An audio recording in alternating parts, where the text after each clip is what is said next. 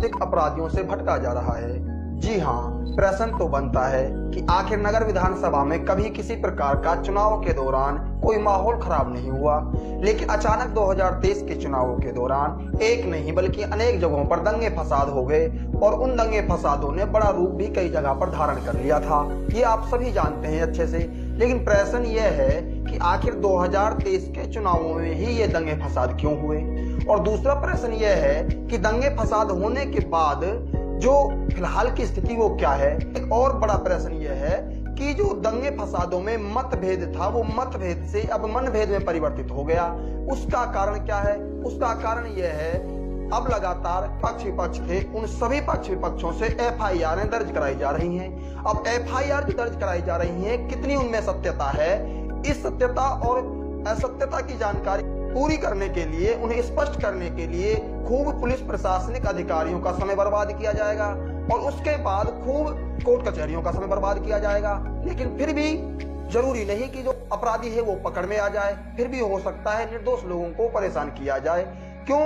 क्योंकि हमारी स्थिति आज की ये हो गई है, होता कुछ है, दिखता कुछ है और हम दर्ज कुछ कराते हैं। ऐसा ही मामला सामने आ रहा है। एक व्यक्ति ने एफआईआर दर्ज कराते समय यह भी नहीं देखा कि जिस व्यक्ति का मैं एफआईआर में नाम दर्ज करा रहा हूं वो व्यक्ति कार्यकर्ता किसका है। गलती से अपने ही कार्यकर्ता का नाम उसमें दर्ज करा दिया। क्या समझा जाए इसको? ये कहा जा सकता है कि एफआईआर दर्ज कराने वाला व्यक्ति बिल्कुल अनजान था, उसे किसी प्रकार की कोई जानकारी नहीं थी। तो फिर एफआईआरों में नाम कौन लिखवा रहा है? एक बाहर का व्यक्ति, कैसे पता कौन कौन व्यक्ति वहां पर मौजूद थे? तो टोटल जो नाम लिखवाए जा रहे हैं, इसका मतलब ये हुआ कि निकटतम कोई व्यक्ति लिखवा रहा है। और ऐसा भी तो हो सकता है कि वह व्यक्ति जो नाम लिखवा रहा है वह व्यक्ति अपनी दुश्मनी को निकाल रहा हो। ये तो साफ होता ही है। और पुलिस प्रशासन भी इतना अंधा नहीं है और ना ही भारतीय कानून व्यवस्था इतनी अंधी है कि वो जो एफआईआर में नाम लिख गए उन सबको अरेस्ट कर लेगी वो और सबको जेल में डाल देगी। इन सारी चीजों की तो छानबीन होगी। लेकिन बड़ा प्रश्न तो यही है कि आखिर पुलिस प्रशासनिक अधिकारियों का समय भी बर्बाद किया जाएगा, कोर्ट कचहरियों का समय बर्बाद किया जाएगा, लेकिन जो फर्जी मुकदमे जिसने दर्ज कराए उस पर क्या इंतजाम किया जाएगा? क्या उसको सजा मिलेगी या नहीं मिलेगी? ये बहुत जरूरी प्रश्न है। और इसी वजह से हमारे देश में लाखों करोड़ों केस पेंडिंग में पड़े हैं, क्योंकि फर्जी मुकदमे दर्ज कराकर चले जाते हैं और कोर्ट कचहरी जज वकील उनको इधर से उधर रखने में अपना पूरा टाइम बर्बाद कर देते हैं, क्योंकि वास्तविक मुद्दों तक पहुंचने में भी काफी समय लग जाता है।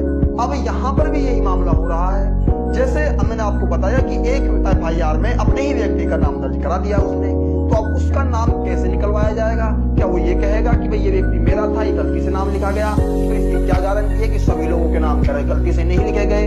इसकी क्या गारंटी है उसमें अधिकांश लोग निर्दोष हैं या दोषी हैं? तो ये सारी चीजें स्पष्ट होनी चाहिए। और मेरा सीधा सा मुद्दा यह है कि ऐसे फर्जी मुकदमे दर्ज कराने वाले व्यक्ति पर जो व्यक्ति कोर्ट का समय बर्बाद करेगा, जो व्यक्ति पुलिस प्रशासनिक अधिकारियों का समय बर्बाद करेगा और उस व्यक्ति को बाद में उसको ऐसे ही निकल जाएगा, उस पर क्या कार्रवाई होनी चाहिए?